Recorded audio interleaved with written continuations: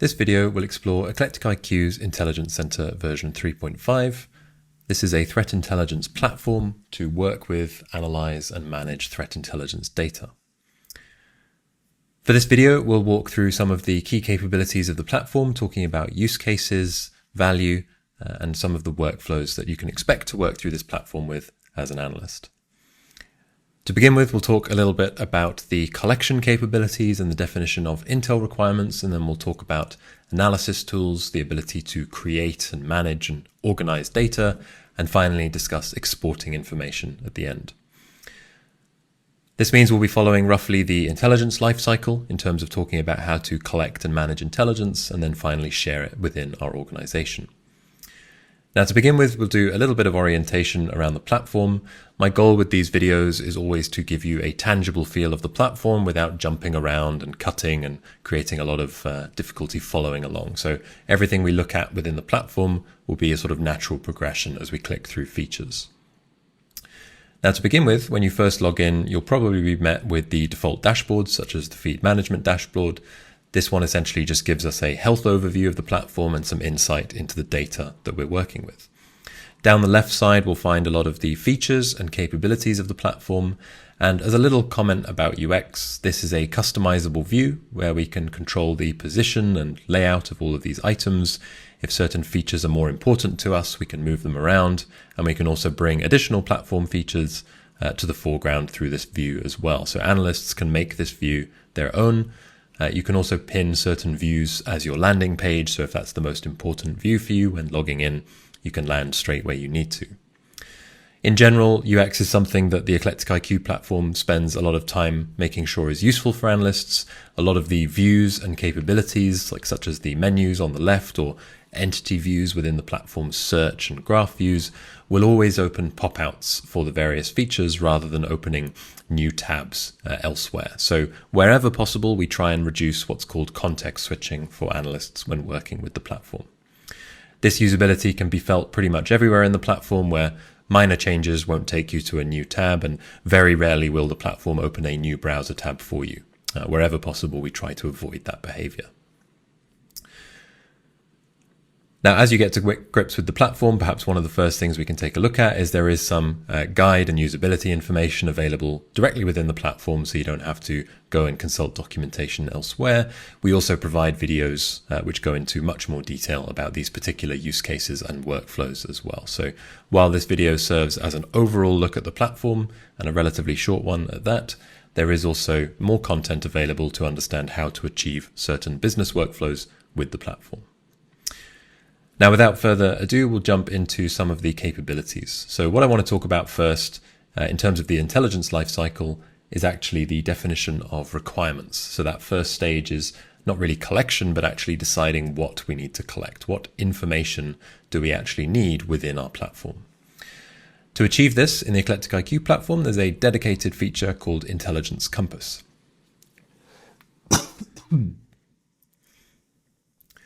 This feature allows us to define requirements directly within the Intel platform, rather than managing these in a separate silo or documents, which often become stale within our organization. These requirements can also be matched to incoming data as it's collected by the platform. So if I was to define a new requirement as part of my library, I can then describe that requirement, and I can either use the descriptive information together with the AI approach to matching to look at incoming intel and then artificially triage that data and decide whether it matches my PIR. Or if I don't have access to AI, or my PIRs are a bit more simple in nature and scope, I may prefer the keyword-based approach as a fallback. Both of these allow us to essentially look at new data as it's collected, and then based on either keywords or descriptive content, make an assessment as to whether that piece of intel matches my PIR. We can then filter that data a little bit further and include certain people to watch for those changes. And to show you what that looks like for one of the existing requirements, we can see the configured requirement here together with the matches. So we can actually see all of the entities that have been matched to this PIR and an assessment of how accurate that match actually is. If we take a look at the data for one of these, so for one of our matches, let's take a look at this medium accuracy one first. Security vulnerabilities in transit systems. From the Intel's perspective, on the card view over here on the right side, we can actually see that the Intel requirements have also been listed here as well. So here we can see which PIRs this report might match and how well it's matched those PIRs. And this also provides an evidence-based approach to establishing that accuracy and provides you insight as to why it believes that it's matched this way when you're using the AI-based system. Now, this is very useful for analysts who want to triage new intelligence based on defined requirements. So we still have capabilities in the platform for defining searches and alerts based on keywords and other criteria, but the requirements approach has the added advantage of labeling our data directly with these Intel requirements. So taking a look at this other example with some high accuracy matches, we can see that this fictional attack against a particular rail operator in the UK does have some additional matches, and 2 of these are actually marked as high accuracy. Again, we can access the evidence to understand why it believes this, and from an analyst's perspective, this just makes life a lot easier in triaging new information and quickly determining which parts of our organization this should apply to. We can also manually label these at any time if that's a preference. So if we want to add a label that's missing, or we would rather just manually label these at all times, we can also disable matching completely and then manually manage this data. And so as a first step in the intelligence lifecycle, having somewhere to define our requirements is critical, and being able to label our intelligence directly with these requirements is a fantastic bonus on top. Now, once this data has been labeled and is available, we might want to alert on and take further action with those results. And we could use the more traditional alerting capability, which we call discovery, where you can create rules to alert on that information. And one of those alert rules might be, for example, every new high accuracy match for one of our PIRs. And we'll take a look at that a little bit later on. Before we get ahead of ourselves, we want to talk about collection and how we bring data into the platform. So for the majority of collection, we would create what we call incoming feeds. There's also a manual upload option and the ability to create data available from the create menu on the left as well. Now, all of this data, when it's collected by the platform, we'll just take a quick look at the data model here, is modeled after the STIX 2.1 data standard for intelligence. So on the left in this menu, we can see all the different entities that can be created by users or by feeds collecting data for the platform. This data model supports all these different entity types as well as relationships between those entities to illustrate links between different pieces of intel. So from this graph, as an example, we can see a threat actor and some other contextual information such as campaigns and victimology. There's then technical information represented by things like malwares, vulnerabilities, and indicators. And so entities serve different purposes, with their relationships helping to easily illustrate sort of links between entities. So in this case, we can very easily understand that this particular vulnerability is exploited by this malware. Intel feeds will structure their data in this same data model, and any data that you create or upload will also use these same entities as well. And once that data is available in the platform, there's then a search tool where we can explore that information in more detail. Now, the most common way that we'll collect data is through incoming feeds. So from this page, which is my configuration page, we can see several services have been set up to collect data automatically.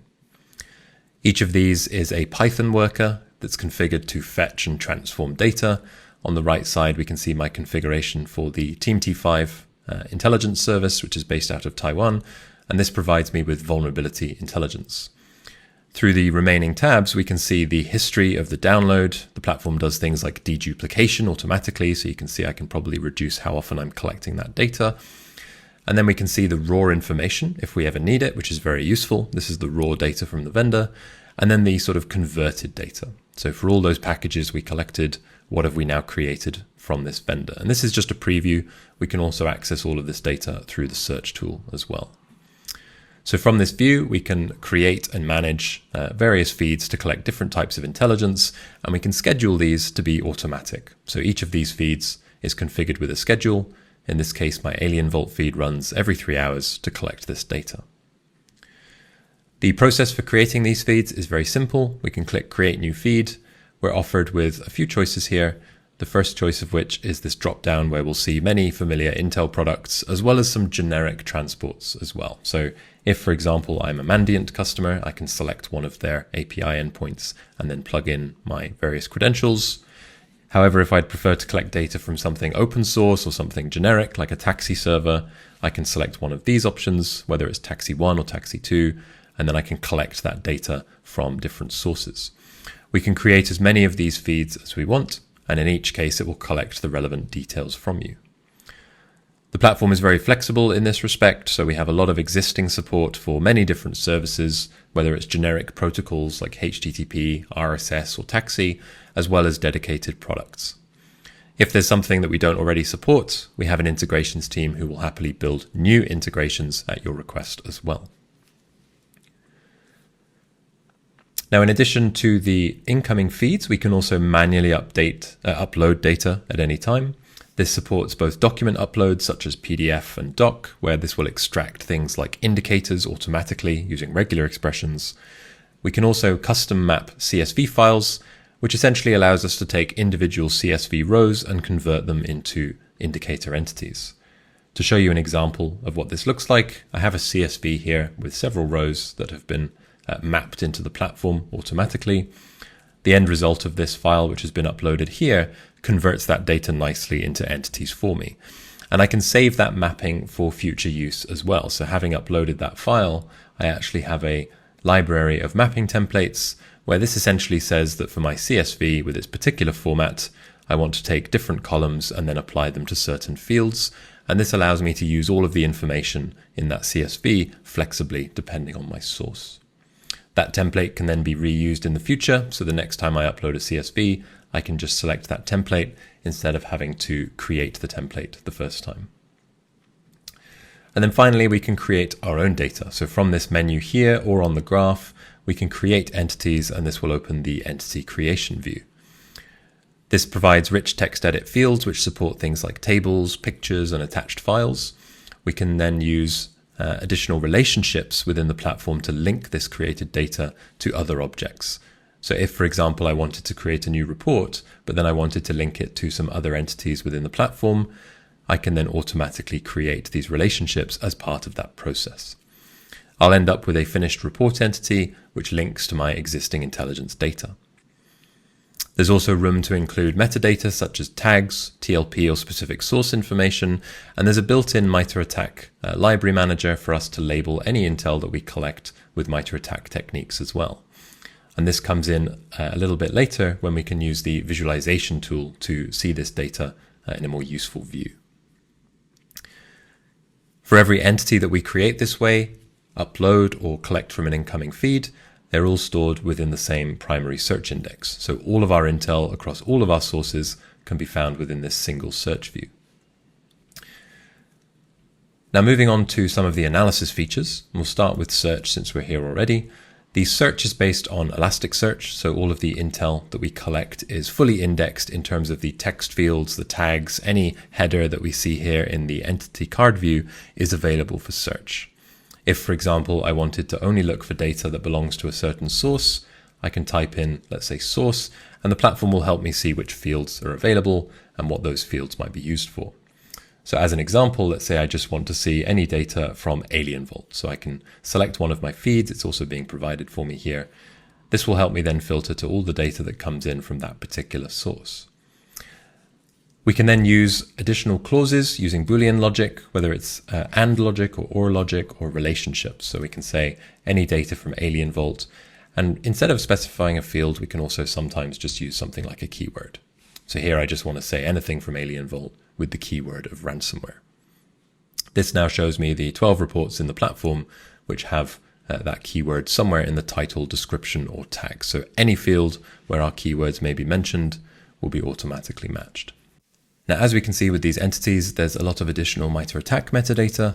This type of data gets a special tool for us to visualize, so we can see that information is down here as a dedicated field. But there's a built-in tool for the platform called Attack Analysis, which also allows us to visualize this information. As this data is more useful when it's read in this way, because then we can understand the kill chain, this allows us to visualize this metadata if it's available from our sources. This tool also allows us to annotate techniques. So if I wanted to include some useful detail, I can add annotations to each technique, and I can save these views to the platform for future use as well. So if I've created one of these views and I'd like to use it for reporting or revisit it in the future, I can save it and come back to it later. We can also make some visual changes to change how this thing is presented to us, for example, including additional details or hiding empty techniques. So there's a lot of flexibility when we want to use this tool for reporting.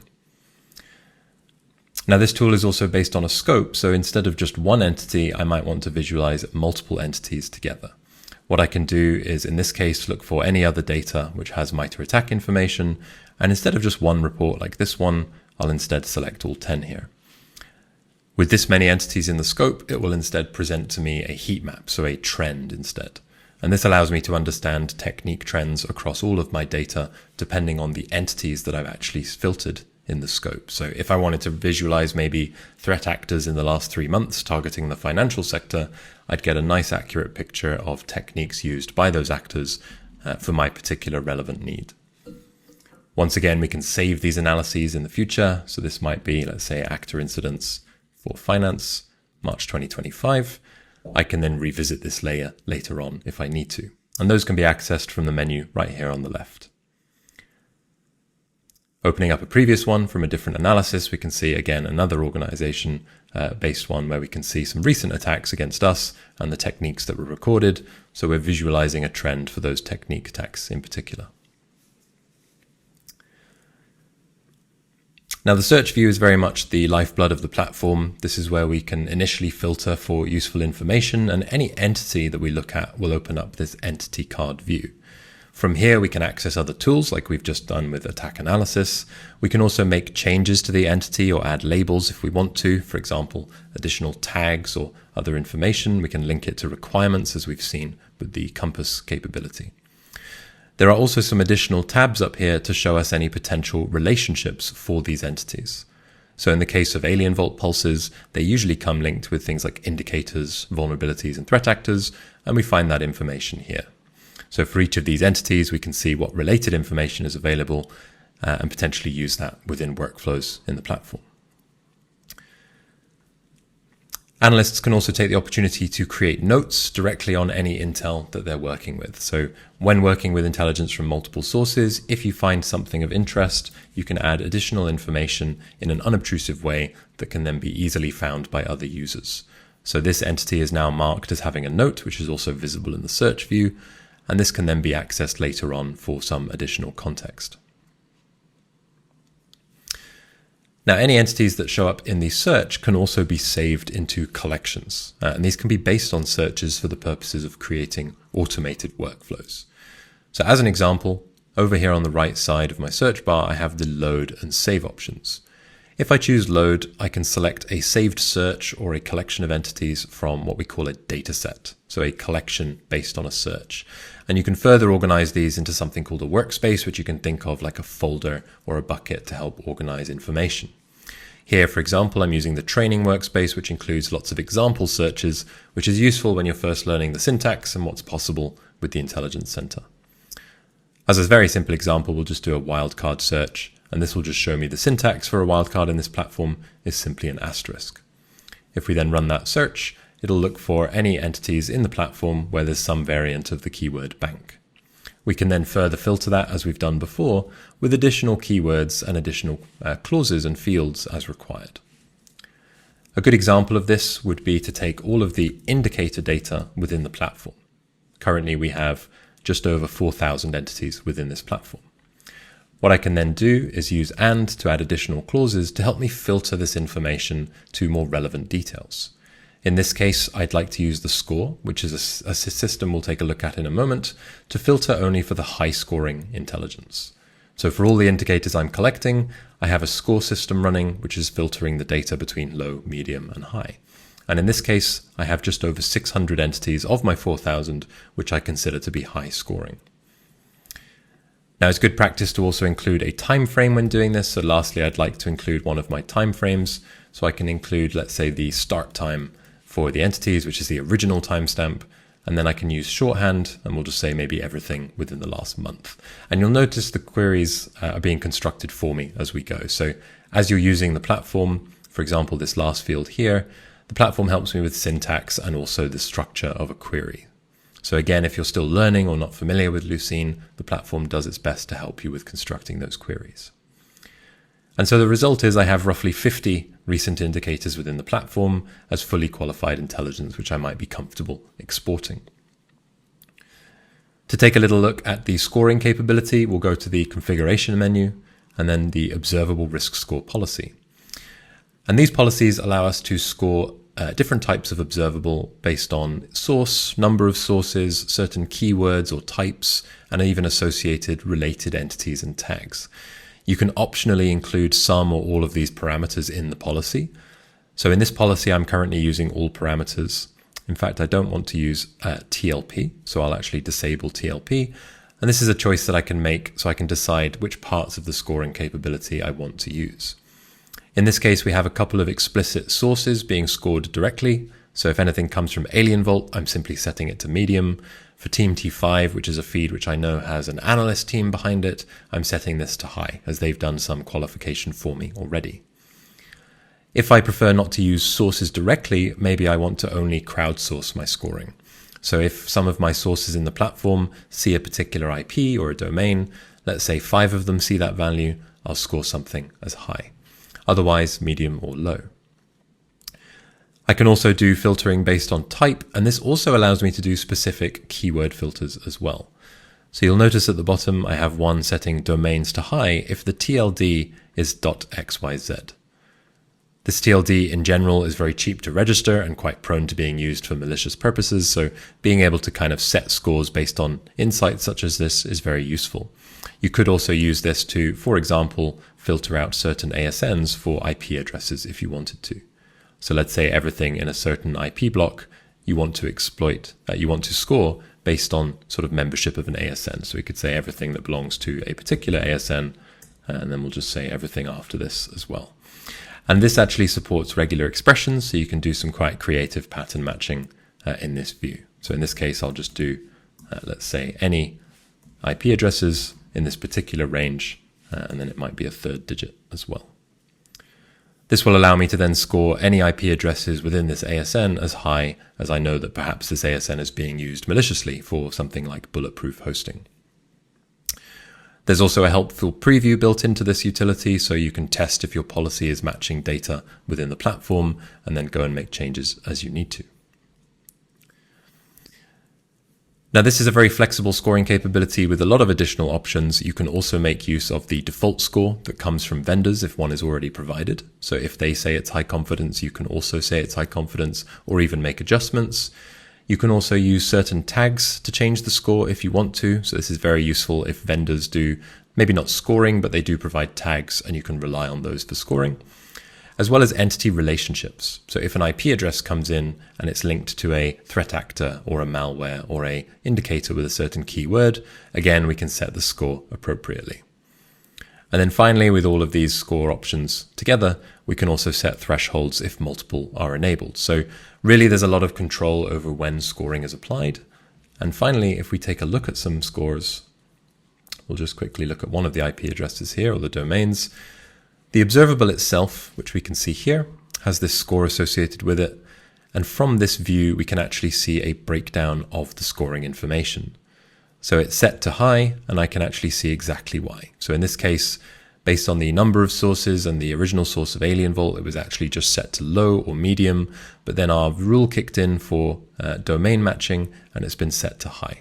And that's because we had that rule for .xyz, and we can see that that's now been set to high as a result. If we want to, we can also override this score at any time and leave a comment.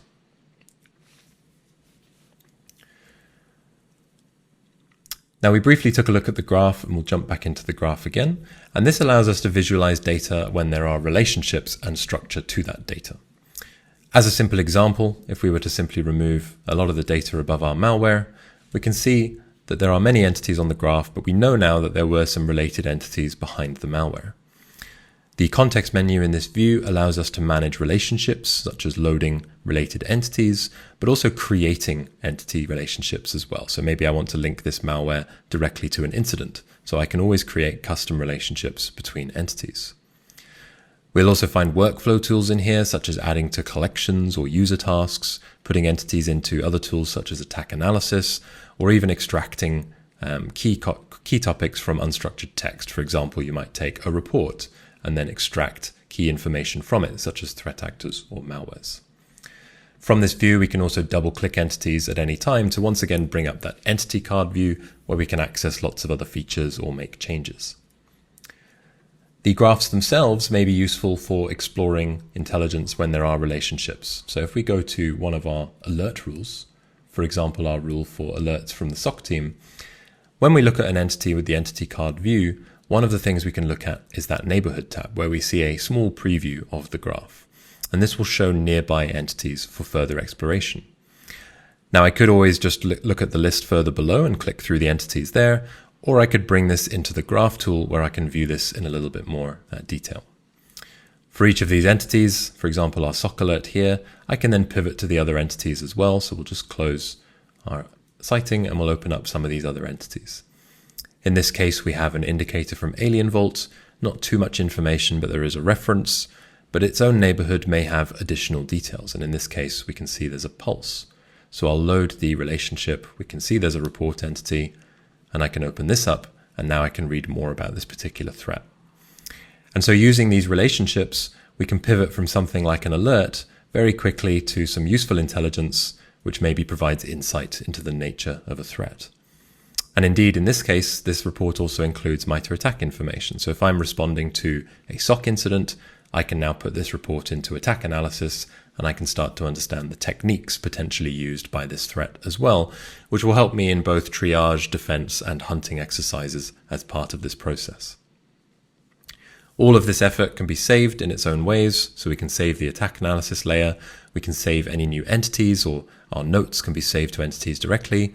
We can also save graphs to the platform and store these in what we call workspaces. So we'll call this incident analysis for April 2025, and I can store this in one of the workspaces in the platform. These workspaces act as homes for other types of objects within the platform. So if we go to the training workspace, we can see a short description with a lot of tutorial content available as YouTube videos. We can see those saved graphs have also been added to this as well. We can add dashboard widgets, user tasks, and even entities to this space. So these workspaces can be used for lots of different topics, for example, threat tracking or grouping data around a particular incident or maybe just a process.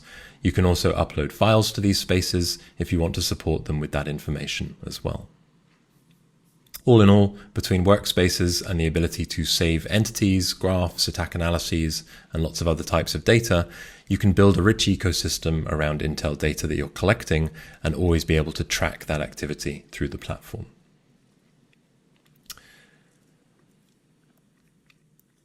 One of the final tools we'll look at for analysis is the Malware Sandbox.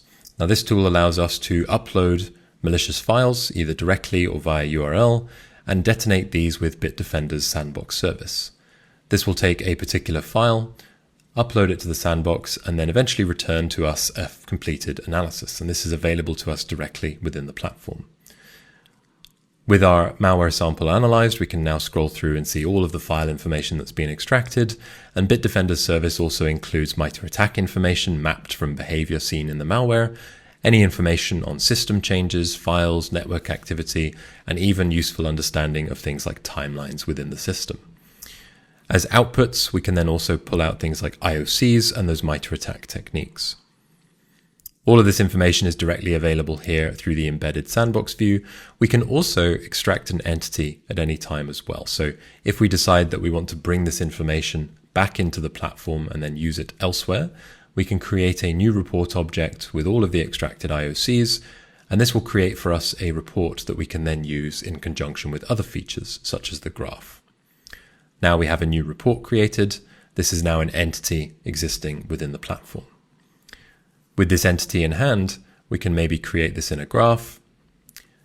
This object now contains all of those IOCs as separate observables. So these act as new pivot points for us to perform a potential investigation, whether that's using enrichment tools such as VirusTotal, Shodan, or Microsoft Defender Threat Intelligence to look for more information, or simply to look for links to other data within the platform.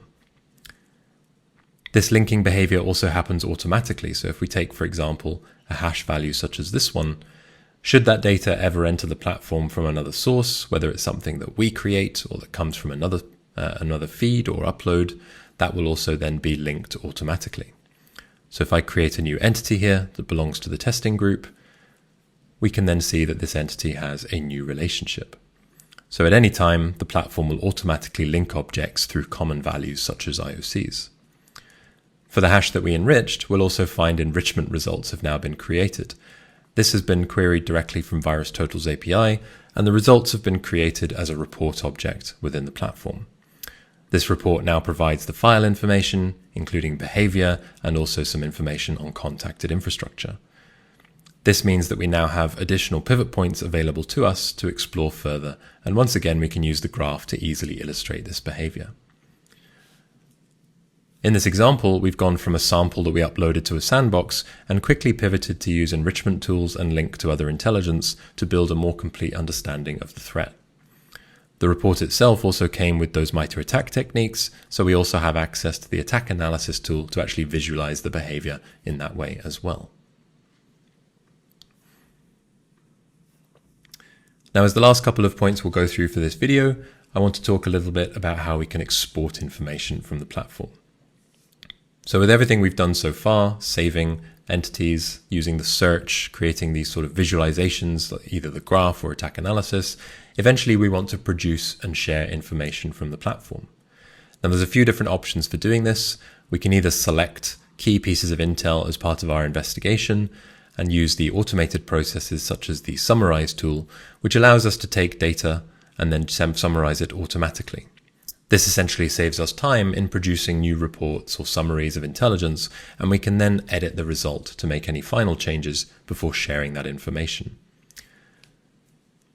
Alternatively, we can create entities ourselves using the report editor or some other entity, and this gives us access to a rich text editor where we can include tables and pictures, and this tool itself also has built-in tools to help with the writing experience. Both of these approaches will end up creating a report entity within the platform, which is a great object to then export and share outside of the organization. The export process can either be done manually if we want to just quickly download and share an object. Alternatively, we can create outgoing feeds, and this allows us to automate that export process. So just like our incoming feeds, we can create multiple outgoing feeds for different purposes. And when we're creating these feeds, one of the first choices we have to make is where's that data going to come from? And in this case, we would use what's called a data set, which is essentially a saved search. So from this list, I can look through all of my saved searches, find a suitable collection. For example, if we look for export, we have this high scoring indicators collection that we might want to use. This is based on the scoring that we've used. So now we have all of our high score indicators nicely grouped for us. And now I can choose how I want to share this information. Like incoming feeds, we'll see in this list a mix of open and commercial options, whether you want to publish reports to your intranet with Confluence, push objects to an S3 bucket, or integrate directly with something like Sentinel or Defender. In each of these cases, it will collect the relevant information from you. You can also schedule these just like incoming feeds, so we can say how often we want this to run. This feed will then automatically take all of the data that it finds in this collection, package it in the appropriate format we've chosen, and then share it. For indicators, we could take advantage of things like Taxi, direct integrations with Seam or SOAR. For something like reports, we might want to maybe send an email or otherwise make the data available from the platform with HTTP download. This allows the platform to act as a file server. In this case, we'll choose send email, and maybe we'll share some PDF files. Choosing this brand PDF option also allows me to customize the PDF document itself, so I can actually include some headers, some useful information, and even change the colors of all the headers within the report to match my branding if I want to. So we can use the platform to collect intelligence, group intelligence, and investigate it, and eventually produce reports that we want to share either with our organization or with our stakeholders. With these feeds configured, we'll just take a look at one of these examples we have here. We can now see a finished feed that's running automatically. So in this case, we're creating CSV files. This is pulling all of those from that same high scoring collection. And we can then see the behavior of this feed over time. So all of the entities that it's selected for export, and then the packages that have been created as well. In this case, we can see that it's created some CSVs for me. I probably don't want tiny CSVs with like 40 or 5 entities at a time. I could maybe have this package a little bit less often, or I could edit the feed, and there's lots of options available to me to customize and filter. In this case, my total size of CSV is actually 1,000. We just haven't exported that much data. Now, one thing we've skipped over is the dashboarding capability of the platform, somewhere that we were at the start. This is an additional analysis tool that allows us to visualize trends and statistics within our data. This uses a dashboard and widget system, so we can create multiple dashboards that we can then share with different users or groups of users within the platform. We can also create individual widgets for use on those dashboards as well.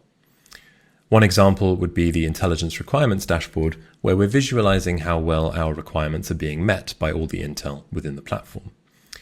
This first widget, as an example, shows us how well our PIRs are being matched by different sources.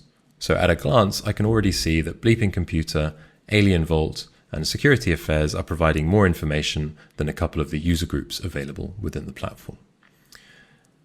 This is a great way to evaluate the value of sources and determine how well you're meeting your PIRs in general as an intel practice. I can take this information and maybe make changes to my procurement plan, adjust the sources I'm collecting from, or even change the PIRs and refine them based on that feedback. These dashboards are also very useful for reporting intel activity higher up the chain within the organization. This means that we can report quickly and efficiently on how well we're performing as an intel team. Other dashboards allow us to see behavior of things like alert rules, maybe integrations with SIEM and SOAR and how many alerts those have generated, and what our users have been up to within the platform. This last dashboard has been created specifically for Team T5, which shows us some trends within their data. So for all the data that we're collecting over the last 7 days, we can also adjust the range as we need to. I can visualize the trends that they're reporting on. In this case, we can see which industries are the most reported on: government, IT, logistics, and media.